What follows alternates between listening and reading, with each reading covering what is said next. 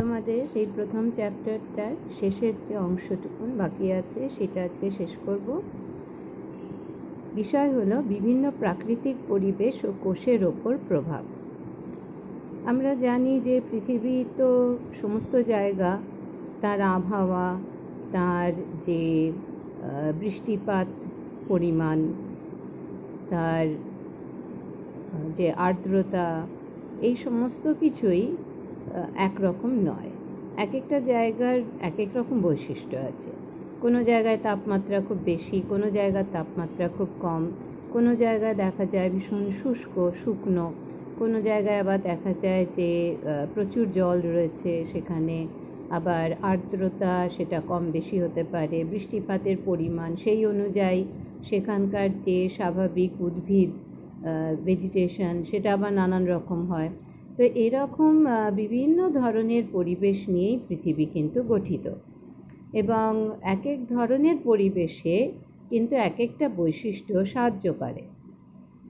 খুব গরমে সেখানে কিভাবে দেহকে ঠান্ডা রাখা যায়, গরম থেকে কিভাবে রক্ষা করা যায়, এই ব্যাপারগুলো যেমন গুরুত্ব পায়, ঠিক তেমনি আবার যেখানে খুব ঠান্ডা, তাপমাত্রা খুব কম, সেখানে কিভাবে দেহের তাপমাত্রা ধরে রাখা যায়, দেহের তাপ ধরে রাখা যায়, কিভাবে বাইরের যে শীতল পরিবেশ তার প্রভাব দেহের মধ্যে না পড়ে বা খুব কম পড়ে, সেটাকে কিভাবে বিভিন্ন জীব মোটামুটি কাটিয়ে নেয়, ওভারকাম করে, এই ব্যাপারগুলো কিন্তু থাকে। তো আমরা এখানে এই আলোচনাটা এখানে দেখব যে এই নানান ধরনের যে পরিবেশ, তো তার সঙ্গে সঙ্গে যে জীবরা সে এক একটা পরিবেশে থাকে, বাস করে, তো তাদের দেহে কোষের মধ্যে কি কি পরিবর্তন হচ্ছে মানিয়ে নেওয়ার জন্য এক এক ধরনের জীবের মধ্যে এক এক ধরনের হয়তো আমরা দেখছি যে কোষ রয়েছে, সেই কোষের এমন বৈশিষ্ট্য যা সাহায্য করছে আর কি। তো তাহলে জীবজগৎ নানা ধরনের পরিবেশে বাস করে। পরিবেশের বিভিন্ন উপাদান যেমন বায়ুর উষ্ণতা, আর্দ্রতা, অক্সিজেনের পরিমাণ, সালফারের পরিমাণ, চাপের সঙ্গে মানিয়ে চলার জন্য জীবদেহে গঠনগত ও কার্যগত নানা বৈচিত্র্য চোখে পড়ে। আর এই গঠনগত কার্যগত নানা বৈচিত্র্যের প্রকাশ কোষীয় পরিবেশেও চোখে পড়ে। কোষীয় পরিবেশ মানে কোষের বৈশিষ্ট্য, কোষের মধ্যে কি কি রয়েছে। এবার দেখা যাক জীবরা কত বিভিন্ন ধরনের পরিবেশে নিজেদের মানিয়ে নিয়ে বাঁচার চেষ্টা করে। দেখো, প্রথমে রয়েছে খুব শুকনো অত্যন্ত গরম পরিবেশ, যেমন মরু অঞ্চল। আবার খুব শুকনো অত্যন্ত ঠান্ডা পরিবেশ, যেমন মেরু অঞ্চল। আমরা জানি, তোমরা ভূগোলে নিশ্চয়ই পড়েছো যে উত্তর দিকে এবং দক্ষিণ দিকে যে সুমেরু কুমেরু যে রয়েছে, জলজ পরিবেশ, সেই জলজ পরিবেশ এখানে যে বলা হয়েছে এই প্রথমটা, এটা কিন্তু হচ্ছে স্বাদু জল, ফ্রেশ ওয়াটার, মিষ্টি জল যেটাকে বলা হয়,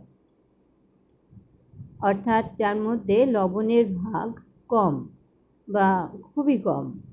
তো যেমন পুকুর, হ্রদ মানে লেক, নদী, খাল, বিল, এই সমস্তগুলো। আবার লবণাক্ত পরিবেশ মানে এটাও কিন্তু জলজ, এখানে জলজ পরিবেশ এইখানে বলা উচিত আর কি যে স্বাদু জল, আর এখানেও জলজ পরিবেশ ড্যাশ দিয়ে বলা উচিত হচ্ছে লবণাক্ত জল। তো যেটা সামুদ্রিক, যেমন সমুদ্র, খাঁড়ি, যেখানে নদী গিয়ে সমুদ্রে পড়ছে সেই জায়গাটা মোহনা, সেটা। কম অক্সিজেনযুক্ত পরিবেশ, এমনও কিন্তু আমরা দেখি যে যত উচ্চতা বাড়ে পাহাড়ের ওপর দিকে, সেখানে অক্সিজেনের পরিমাণ কিন্তু কমে যায়, কম থাকে। অধিক সালফারযুক্ত পরিবেশ, বিশেষ করে দেখা যায় যে যেখানে খুব উষ্ণ প্রস্রবণ রয়েছে, হট স্প্রিং, মাটির নিচ থেকে খুব একদম উত্তপ্ত জল বেরিয়ে আসে, তো সেই জলের মধ্যে বিভিন্ন ধরনের খনিজ প্রচুর পরিমাণে থাকে। তো তার মধ্যে যেমন সালফারযুক্ত যৌগ থাকে প্রচুর। পচনশীল জৈব পদার্থযুক্ত পরিবেশ, বিশেষ করে যেখানে এমন জঙ্গল যেখানে প্রচুর পাতা, গাছের অংশ, প্রচুর গাছ আছে, তো সেগুলো সমানে পড়ছে, মাটিতে পুরো স্তরের মতন তৈরি হচ্ছে, বিভিন্ন প্রাণী রয়েছে, তাদের দেহের অংশ, তারা মরছে, তাদের দেহাংশ এইগুলো ক্রমশ সেখানে যুক্ত হচ্ছে, তো সেখানে সেগুলো ভাঙছে, ফলে এগুলো জৈব পদার্থ।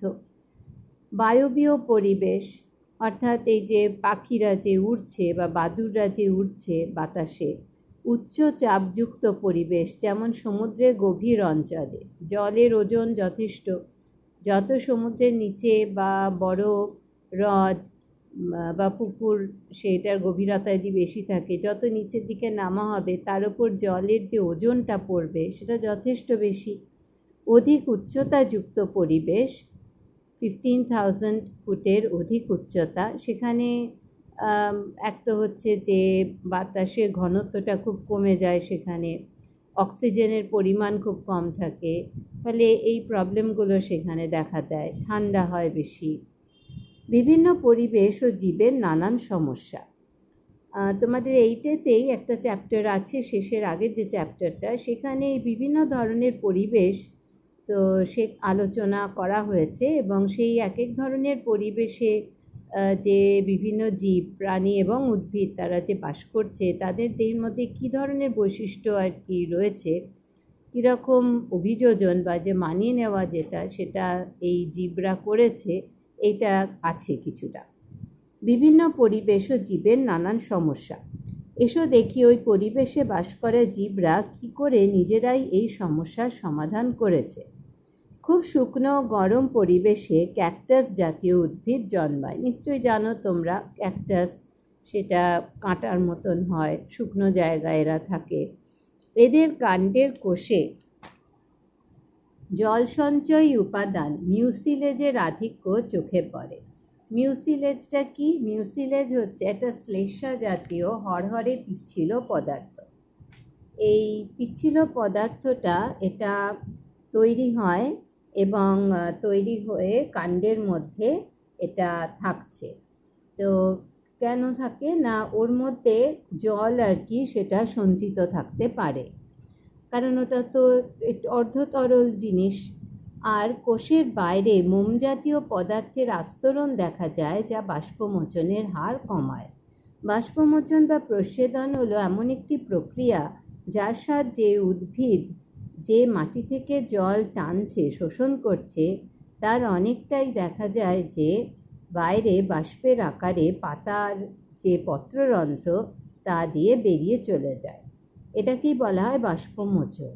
এবার যে গাছেরা এমন জায়গায় থাকে যেখানে মাটিতে জল খুব কম, অর্থাৎ খুব শুকনো জায়গা, মরুভূমি যেমন, তো সেখানে তারা যেটুকুন জল পাচ্ছে, শোষণ করছে, সেটার থেকে কিছুটা যদি আবার বাষ্পমোচনের মাধ্যমে পাতার ছিদ্র দিয়ে বাইরে বেরিয়ে যায়, তাহলে পরে সালোক সংশ্লেষ বা খাদ্য উৎপাদন করা যার জন্য ওরা জল শোষণ করে, তো সেটা কি করে করবে? সেটা ঠিক করে করতে পারবে না, তো তাতে তো সমস্যা হবে, এবং খাদ্য ঠিক মতন তৈরি না করতে পারলে তো মরেই যাবে গাছ।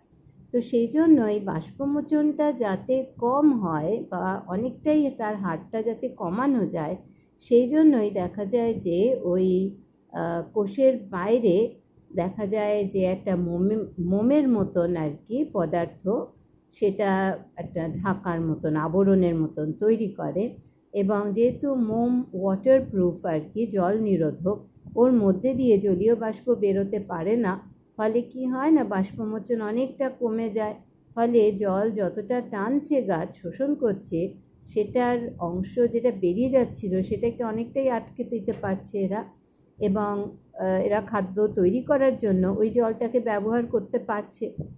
খুব শুকনো ও ঠান্ডা পরিবেশে বসবাসকারী প্রাণীদের কোষে অ্যান্টিফ্রিজ প্রোটিন থাকে, যা কোষীয় তরলে বরফের কেলাস তৈরিতে বাধা দেয়। ফ্রিজ মানে কি? FREEZE। ফ্রিজ মানে হলো কি না, জমে যাওয়া, ঠান্ডায় আর কি জমে যাওয়া, যেমন জল থেকে যে বরফ হয়ে যাওয়া, ফ্রোজেন অবস্থা। অ্যান্টিফ্রিজ মানে কি? যেটা ফ্রিজ করতে দেবে না, অর্থাৎ ঠান্ডায় যে জমে যাওয়ার প্রবণতা সেটাকে আটকায়। তো এই খুব ঠান্ডা জায়গায় যে সমস্ত প্রাণীরা বাস করছে, তো তাদের তো কোষের মধ্যে তো জল থাকে, কারণ প্রোটোপ্লাজমে 60% হচ্ছে জল, তো সেই জল তো তাহলে 0 ডিগ্রি নিচে গেলেই তো জমে বরফ হয়ে যাওয়ার কথা। কিন্তু দেখা যাচ্ছে যে তাদের কোষে এই এক ধরনের প্রোটিন থাকে, যে প্রোটিনটা এই বরফ তৈরি হওয়া জল থেকে সেটাতে বাধা দেয়, হতে দেয় না। তো ফলে স্বাভাবিকভাবেই বরফ তৈরি হচ্ছে না, জলটা জল হিসেবেই থাকছে। এছাড়াও তাপ সংরক্ষণের প্রয়োজনে এদের দেহে ফ্যাট সঞ্চয়কারী কোষের প্রাচুর্য থাকে।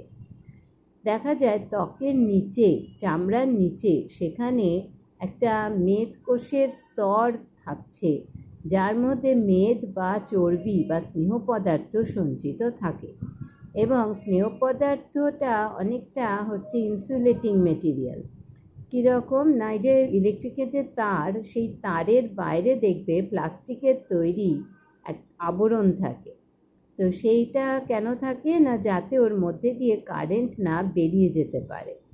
তো এখানে এই স্নেহ পদার্থ বা চর্বিটা দেখা যায় যে তাপকে ধরে রাখতে সাহায্য করে, ওর মধ্যে দিয়ে তাপ বেরিয়ে যেতে পারে না স্বাভাবিকভাবেই। সেই জন্য ফ্যাট আছে মেদকোষ, এইগুলোর সংখ্যা প্রচুর থাকছে, এবং তারা সব কী করছে না, ওই দেহের তাপটাকে ধরে রাখতে সাহায্য করছে। কারণ তা নাহলে কী হবে, বাইরেটা ঠান্ডা, দেহের ভিতরটা গরম, তখন তাপ অটোমেটিক্যালি চেষ্টা করবে কি না, যেখানে বেশি গরম সেখান থেকে কম গরমের দিকে চলে যেতে, বেরিয়ে যেতে দেহ থেকে। তখন তো দেহ জমে যাবে, দেহের মধ্যে যে জল জমে যাবে সেটা তাহলে হতে পারছে না, তার কারণ তাপটা বেরোতে পারছে না। তো যেমন তিমি, খুব ঠান্ডা জায়গা, সমুদ্রে সেই জল ভীষণ ঠান্ডা, তো সেখানে থাকে, বাস করে। তো দেখা যায় চামড়ার নিচে মোটা একটা চর্বির স্তর থাকে, সেটাকে ব্লাবার বলা হয়। তো এই চর্বির স্তরটা বা মেদকোষের স্তরটা, সেটা ওদের দেহের তাপমাত্রাকে ধরে রাখতে সাহায্য করছে। মিষ্টি জলে বসবাসকারী উদ্ভিদের পুষ্প ও পত্রবৃন্তে বায়ু গহ্বরযুক্ত প্যারেনকাইমা কোষ থাকে। এই ধরনের কোষ থাকার জন্য এরা সহজেই জলে ভেসে থাকতে পারে। এই ধরনের যে প্যারেনকাইমা, তাকে বলা হয় এরেনকাইমা।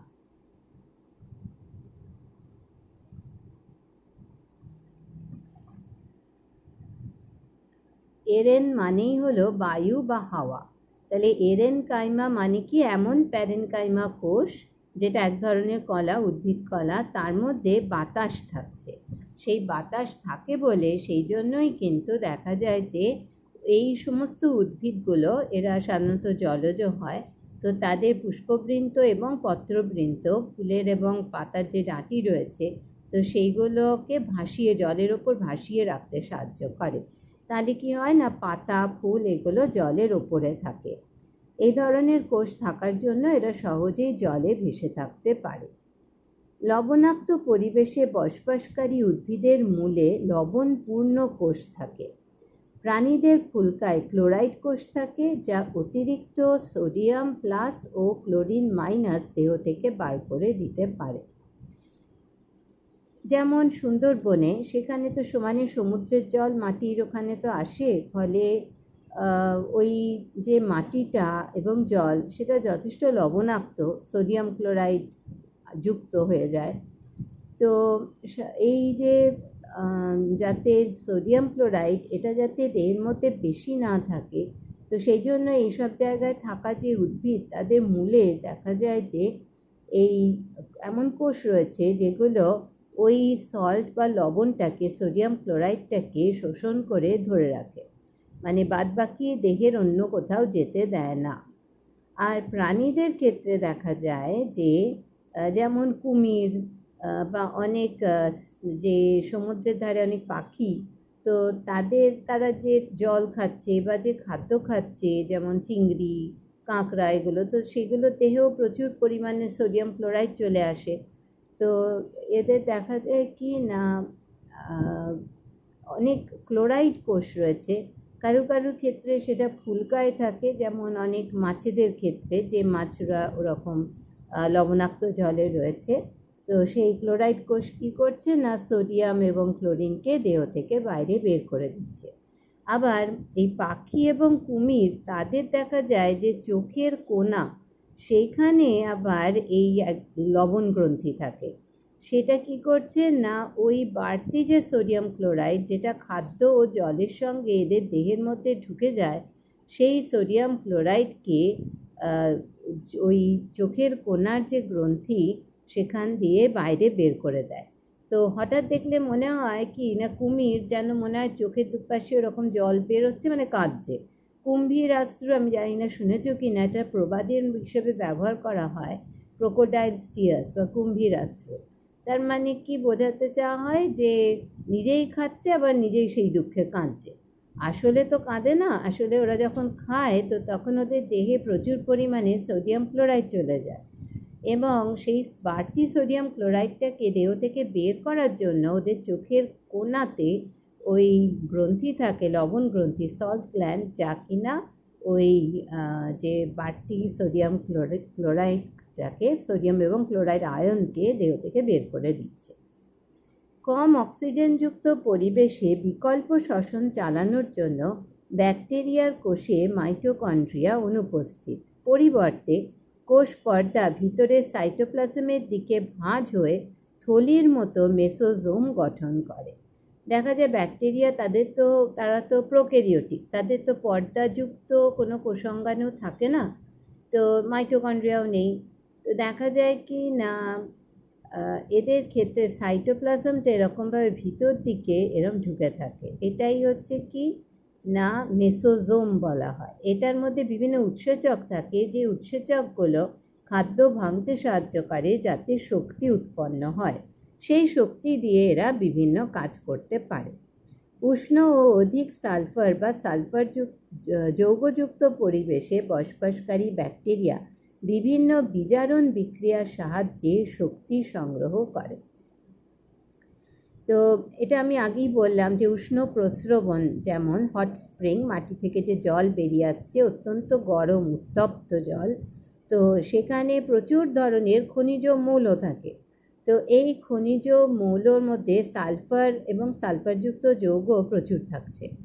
তো এখানে কিছু ব্যাকটেরিয়া আছে, সেই ব্যাকটেরিয়াগুলো, অধিকাংশ জীব কিন্তু ওই অত গরমে বাঁচতে পারে না, কিন্তু কিছু ব্যাকটেরিয়া আছে, থার্মোফিলিক ব্যাকটেরিয়া বলা হয়, তারা ওই গরম জলের মধ্যেও বাঁচতে পারে এবং বাঁচে।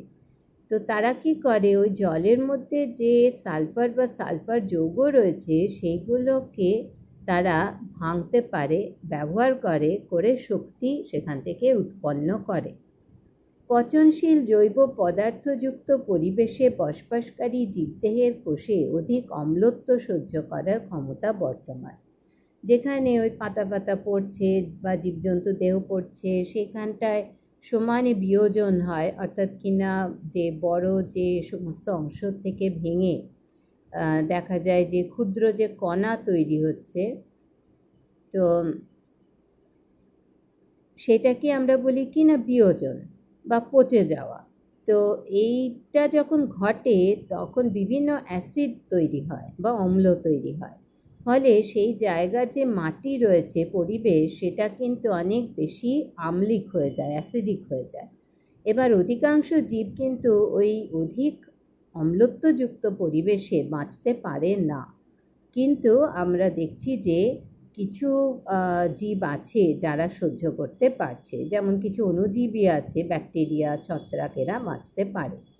বায়বীয় পরিবেশে উড়তে ও ভেসে থাকতে সক্ষম প্রাণীদের লোহিত রক্তকণিকায় অতিরিক্ত অক্সিজেন পরিবহনের প্রয়োজনে অধিক মাত্রায় হিমোগ্লোবিন থাকে। স্বাভাবিকভাবেই যখন যারা উড়ছে তো তখন তাদের তো সমানে শক্তি ক্ষয় হয়, বাতাসটাকে কাটিয়ে এগোনো, সমানে ডানা ঝাপটানো, অনেক বেশি শক্তি তাদের ব্যয় করতে হয়। তাদের শক্তি আসবে কোথা থেকে? খাদ্য ভেঙে। এই খাদ্য ভাঙাটা হয় কিভাবে? অক্সিজেনের উপস্থিতিতে।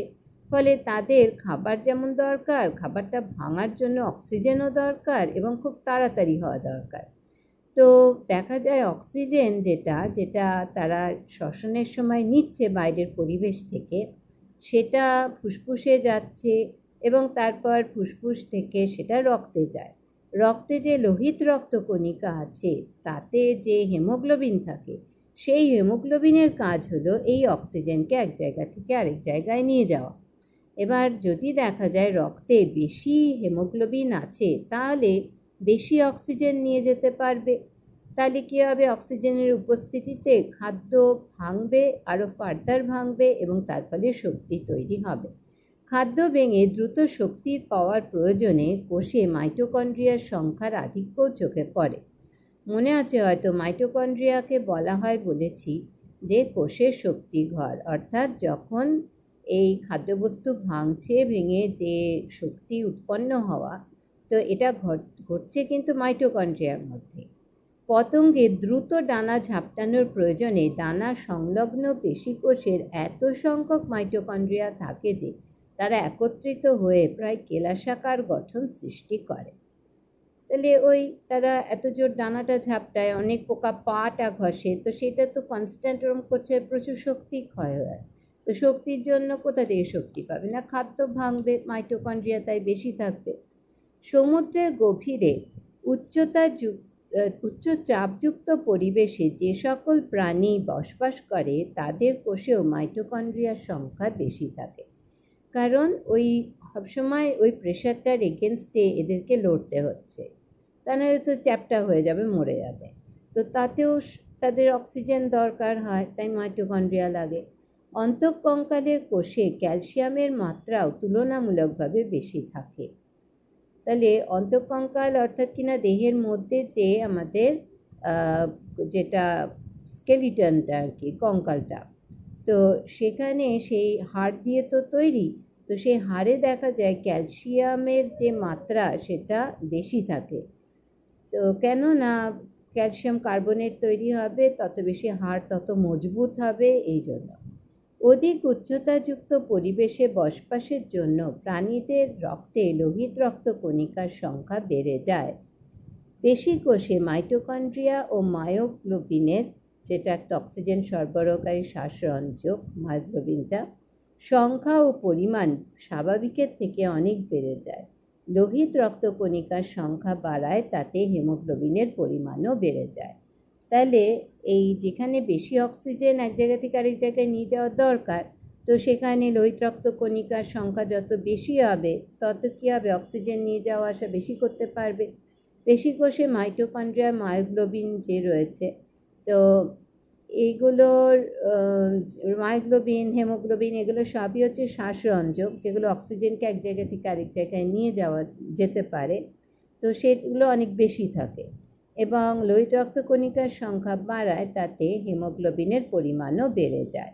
হিমোগ্লোবিন যত বেশি থাকবে, তত কী হবে না, বেশি বেশি অক্সিজেনের সঙ্গে হিমোগ্লোবিন সেটা যুক্ত হবে করে যে অক্সিজেন তাকে কোষে কোষে পাঠিয়ে দেবে। তাহলে কোষ অক্সিজেনের সাহায্যে খাদ্য ভেঙে শক্তি উৎপন্ন করতে পারবে।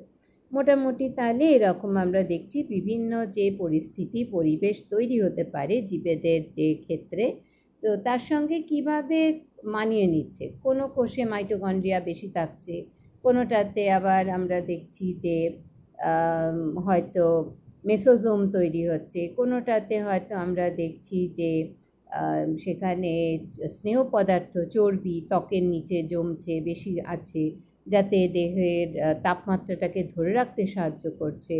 কোনো ক্ষেত্রে দেখা যাচ্ছে কোষের আস্তরণ, আবরণ, সেখানে মোমের মতন তৈরি হচ্ছে, যাতে জল না বেরিয়ে যেতে পারে, বাটি যে জলটা আর কি রয়েছে, বাটি হয় না ওদের ক্ষেত্রে, মাটিতে কম থাকে, তো যাই হোক সেটা যাতে না হয়। তো এরকম আমরা দেখছি যে বিভিন্ন পরিবেশ, সেই পরিবেশ অনুযায়ী কিন্তু এক এক ধরনের বৈশিষ্ট্য জীবকে বেঁচে থাকতে এবং সফলভাবে বেঁচে থাকতে সাহায্য করে। তো সুতরাং সেই মতন কিন্তু জীবেদের দেখে নানান ধরনের অভিযোজন দেখা যায়, মানে মানিয়ে নেওয়ার যে ক্ষমতাটা সেটা দেখা যায়। এবং যে দেখা যায় মানেটা কি না, এই নানান ধরনের বৈশিষ্ট্য আমরা দেখতে পাচ্ছি রয়েছে।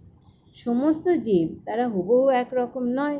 যেমন গাছের ক্ষেত্রে আমরা দেখলাম কি যে ক্যাকটাসের মতন যে রয়েছে কাঁটা কাঁটা, কেন না পাতাগুলো কাঁটায় রূপান্তরিত হয়ে যায়, কারণ পাতা থাকলেই পত্ররন্ধ্র থাকবে, সেখান থেকে জল কিছু বেরিয়ে যাবেই। কিন্তু কাঁটা হয়ে গেলে তো আর পত্ররন্ধ্র নেই, জল বেরিয়ে যাওয়ারও কোনো প্রশ্ন আসছে না। তো স্বাভাবিকভাবে এরকম বিভিন্ন ধরনের পরিবেশের সঙ্গে মানিয়ে নিয়ে এখন বিভিন্ন জীব, তাদের মধ্যে নানান বৈশিষ্ট্য এসছে, কিন্তু সেখানেও আমরা দেখব যে সে যে জায়গার জন্য আর কি মোটামুটিভাবে মানানসই, তো সেই জায়গার তে ঠিক মতন বেঁচে থাকার একদম অ্যাপ্রোপ্রিয়েট আর কি ম্যাচ করার মতন সেখানে কিছু বৈশিষ্ট্য থাকবেই। তাহলে এই চ্যাপ্টারটা আমাদের শেষ হলো, প্রথম যে চ্যাপ্টারটা আমাদের শেষ হলো।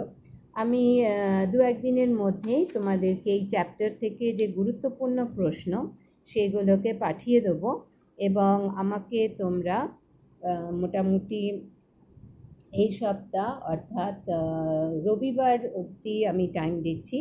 রবিবারের মধ্যে আমাকে সাদা পাতায় উত্তর লিখে আমাকে গ্রুপে পাঠাবে, এবং সেইগুলো আমি দেখে দেবো। এর আগে কিন্তু আমি যে বলেছিলাম কাজ, সে আমি দেখলাম যে কেউই করনি, 2-1 জন ছাড়া।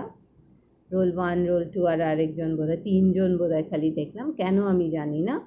তা কারণ এগুলো করতে যখন বলেছি, আমি ধরে নিচ্ছি এই ভিডিও যে আমি দিচ্ছি এটা কিন্তু ক্লাসে পড়ানো, ফলে এইগুলোকে শোনা দেখার দরকার এবং সেই মতন কিন্তু কাজ করার দরকার আছে, তা নাহলে পরে কিন্তু নিজেদেরই ঝামেলা হবে। তো ফলে এই কাজ যে আমি দেব প্রশ্ন আর কি একগুচ্ছ এই চ্যাপ্টার থেকে ইম্পর্টেন্ট প্রশ্ন কী কী, তো সেইগুলোকে অতি অবশ্যই রবিবারের মধ্যে আমাকে সাদা পেজে করে পাঠাবে। প্রত্যেকটা পেজে নিজের নাম লিখবে, মানে যে পেজে তুমি উত্তর লিখছো সেই পেজে নিজের নাম লিখবে, ক্লাস লিখবে, রোল নাম্বার লিখবে, সেকশন লিখবে, এবং প্রত্যেকটা পেজে যেখানে যেখানে উত্তর লিখবে পাতার উপরে এইগুলো লিখবে, নাম, ক্লাস, সেকশন, রোল, এগুলো লিখবেই। তারপরে তো প্রশ্নের নাম্বারিং ঠিক মতন দেবে এবং ঠিক মতন করে ছবি তুলে আমাকে পাঠাবে, আমি সেগুলো তাহলে দেখে দেবো।